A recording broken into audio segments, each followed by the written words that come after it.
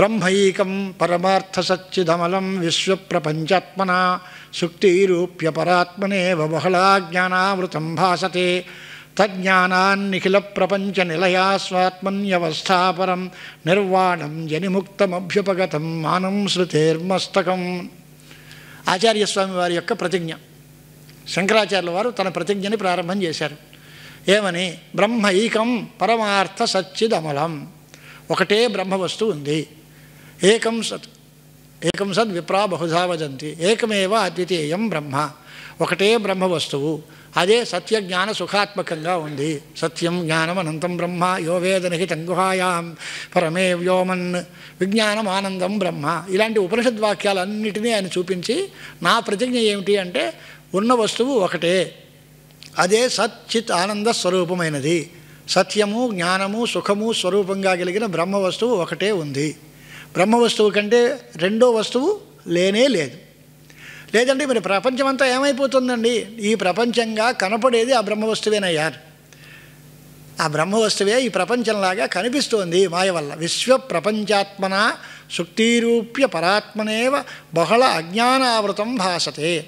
అంటే మన వేదాంత సిద్ధాంతంలో ప్రధానంగా చెప్పుకునేది ఏంటి అంటే ఒకటే వస్తువు, ఏకమేవాద్వితీయం బ్రహ్మ. ఆ బ్రహ్మ ఉంటే అది ఎందుకు కనపట్టలేదు అని అంటే అది అజ్ఞానము చేత ఆవరింపబడిపోయింది. మరి అజ్ఞానం అనే వస్తువు ఒకటి ఉందా లేదా? రెండు ఉంటే అద్వైతం ఎలా అవుతుంది? బ్రహ్మ ఏకం అంటున్నావు, అజ్ఞానం చేత ఆవరింపబడింది అంటున్నావు. బ్రహ్మ అజ్ఞానము రెండు ఉన్నాయి కానీ బ్రహ్మ ఒకటే అని ఎలా అంటావయ్యా అని అంటే పరమార్థంగా ఉండేది నిత్యమైనది బ్రహ్మవస్తువు. అజ్ఞానము అనేది ఉంటుంది కానీ జ్ఞానం కలిగితే పోతుంది కనుక నిత్యం కాదు. అంచేత పరమార్థ సచ్చిత్, పరమార్థముగా సత్తు చిత్తు ఆనందము. సత్ అనే దానికి అర్థం త్రికాల అబాధ్యం, మూడు కాలములలోనూ బాధింపబడకుండా ఉన్నది. ఇప్పుడుంది, రేపు ఉంది, ఎల్లుండి ఉంది, ముందుంది, వెనకుంది అంటే అది అజ్ఞానం ఎంత ఉడుకుంటుంది, జ్ఞానం కలిగితే పోతుంది. అంచేది అది నిత్యం ఎలా అవుతుంది? అనిత్య వస్తువులు చాలా ఉండొచ్చు, నిత్యమైన వస్తువు పరమాత్మ బ్రహ్మ ఒకటే అని మేము అన్నాం. అంచేత అది నిర్మలమైనది, దానిలో ఎటువంటి మాలిన్యాలు లేవు, శుద్ధమైనటువంటిది. సర్వం కల్విదం బ్రహ్మ. తగమా ప్రపంచమంతా వాచారంభణం వికారో నామధేయం మృత్తికేత్యేవ సత్యం అని ఉపనిషత్తులు చెబుతున్నాయి. కనుక బ్రహ్మని గురించి మనం సిద్ధాంతసిద్ధంగా సత్యము జ్ఞానము సుఖము ఆనందము స్వరూపంగా కలిగిన బ్రహ్మవస్తువు ఒకటే ఉంది అని చెప్పారు. ఈ ప్రపంచమంతా ఆ బ్రహ్మమే ప్రపంచంగా కనిపిస్తోంది. మనకు ఉదాహరణ తెలియాలక అంటే ముత్యపు చెప్పని చూసి వెండి అనుకున్నట్టుగా. ముత్యపు చెప్పు వెండి అవుతుందా? కాదు. కానీ తెలివి తక్కువ వాళ్ళు ముత్యపు చెప్పని చూసి వెండి అనుకుంటారు. అలాగే తాడుని చూసి పాము అనుకుంటారు. తాడే, పాము పామే. తాడు కంటే వేరేగా పాము లేదు, అక్కడ ఉన్నది తాడు ఒకటే. కానీ దాన్ని చూసి చిన్న మసక చీకట్లో అది కాస్త మెలుగులు తిరిగి ఉండడం వల్ల దాన్ని చూసి పాము అని అనుకున్నాడు వీడు. పాము నిజంగా ఉందా అంటే లేదు, ఉన్న వస్తువు తాడు ఒకటే. అలాగే బ్రహ్మ వస్తువు ఒకటే. బ్రహ్మయందే ప్రపంచం కల్పితం. దేనివల్ల? మాయ వల్ల. అదే మధుసూదన సరస్వతి స్వాముల వారు అన్నారు, మాయాకల్పిత మాతృతాముఖ మృషా ద్వైత ప్రపంచ ఆశ్రయ. మాయాకల్పితమైనటువంటి మిథ్యాభూతమైన ఈ ప్రపంచానికి అంతటికీ ఆశ్రయమైనది బ్రహ్మము. మన లలితా రహస్యనామాల్లో మిథ్యా జగదధిష్టానాయై నమః అని ఒక నామం ఉంది. మిథ్యా జగత్తుకి అధిష్టానము అంటే జగత్తు మిథ్య, బ్రహ్మ సత్యం. ఇది వేదాంత డిండిమం అంటారు. బ్రహ్మ సత్యం జగన్మిథ్య ఇది వేదాంత డిండిమ. జీవో బ్రహ్మ ఇవ నా పరః. జీవుడు బ్రహ్మ వేరు కాదు, జీవుడు బ్రహ్మ ఒకటే.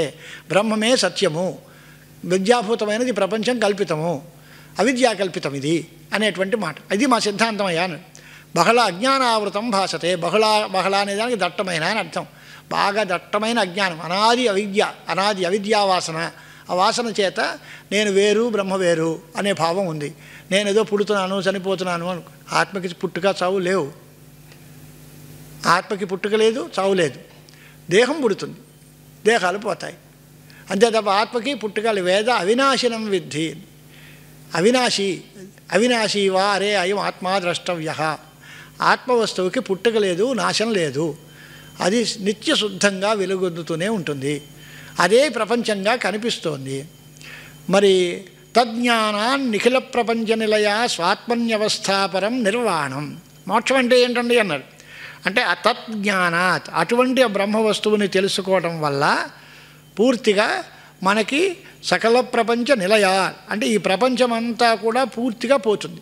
నిలయ అనే మాటకి మనకి భ్రాంతి. నిలయము అంటే దానికి ఆధారము, నివాసము, దానికి ఉండే చోటు అనే అర్థం వస్తుంది. కాదు, నితరాం లయ, పూర్తిగా నాశము.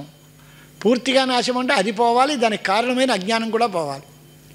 సమూల అజ్ఞాన నివృత్తి అంటే అజ్ఞానము, అజ్ఞానకార్యమైన ప్రపంచము రెండూ పోతాయి ఎప్పుడు జ్ఞానం కలిగితే.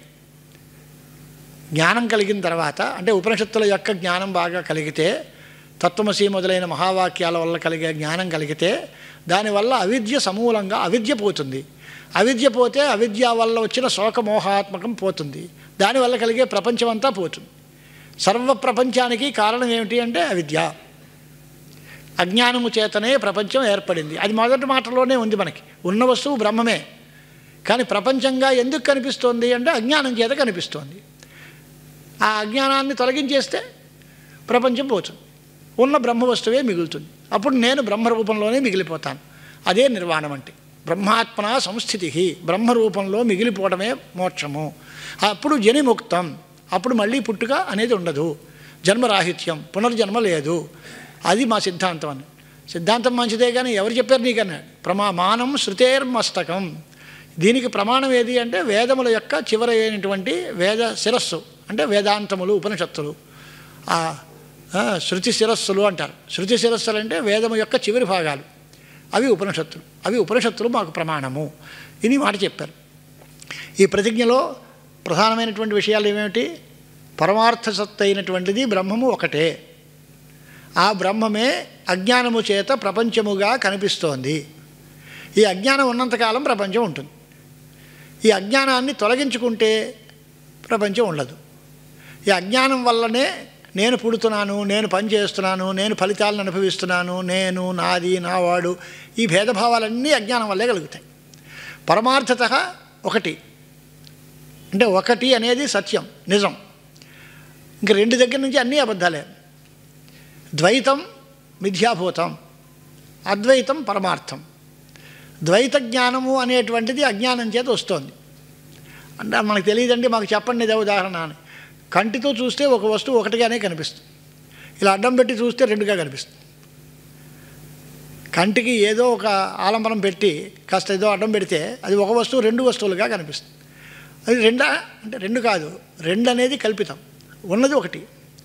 ఉన్న ఒక వస్తువునే మనం ఏదో కారణం చేత రెండుగా చూస్తున్నాం. ఉన్న ఒక బ్రహ్మ వస్తువునే ప్రపంచంగా చూస్తున్నాం. ఆ వేలు దాపు తీసేస్తే అది ఉన్నదిగా సమ్యక్ దర్శనంగా ఉన్నది ఉన్నట్టుగా కనిపిస్తుంది. అంచేత ఉన్న వస్తువుని ఉన్నట్టుగా చూడడం అనేటువంటిదే జ్ఞానం అంటే.